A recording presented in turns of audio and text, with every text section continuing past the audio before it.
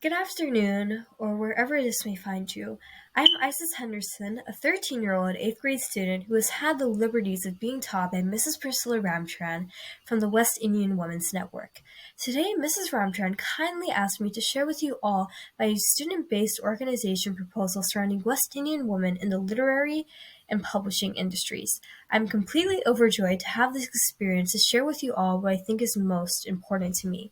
And please enjoy the presentation. So my organization's name is Ink and Spice. We've resolved to honor West Indian women's literary voices. So this is our mission statement.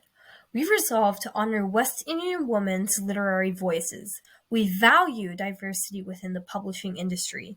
We aim to provide unconditional support for emerging West Indian women and/or Caribbean women authors. We believe in equity and equality for female authors in the islands. Diversity within the publishing industry. Overall, 79% of people in the publishing industry are white, 78% are women, 88% are heterosexual, and 92% are able. Generally, within these statistics, it's less than 20% that an author can be a woman and West Indian, and specifically, it'll be less than 10% if a woman is affected by any of these subcategories, such as orientation or disability. And I think this completely needs to change, and that West Indian women should have higher statistics within the publishing industry. So here, we will know the names of some West Indian women authors. So here we have Rajkumari Singh, who was born in 1923 and died in 1979. She is a Guyanese-born writer, poet, political activist, educator, and cultural leader. She is known for work surrounding Indo-Caribbean identity. And then we have Priscilla Ramtran, who is a current Trinidadian-American teacher, author, and businesswoman who prides in customs and empathy. Her publications emphasize the messages of lifestyle and West Indian identity. And we have Oliver Senior, who was born in 1941 and lives to this day. She is a Jamaican-born poet, novelist, and nonfiction writer, and her works commonly share the themes of Caribbean identity. So here are my favorite quotes from some West Indian authors. From C. Ruth Taylor, who is an acclaimed Jamaican indie entrepreneur, we have Caribbean authors have a way of blending everything together. And our culture lends to that thing about, we call them doopy stories. We're always telling ghost stories, and so it's very rich. It's not one side. And from Audre Lorde, who is an acclaimed Jamaican and Grenadian American poet.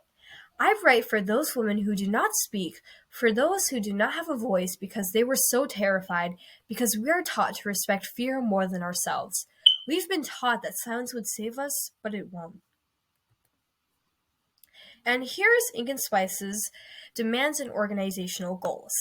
We want to honor West Indian women's literary voices, inform societies of literature setbacks for women of color.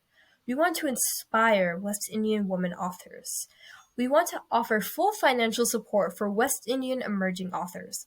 And generally, we want to increase representation within the literature and publishing industry. How we enact change. Ink and Spice supports emerging West Indian women authors, and we provide all paid expenses to editorial groups. We will negotiate with publishing companies with a monthly presentation about the importance of inclusion and diversity.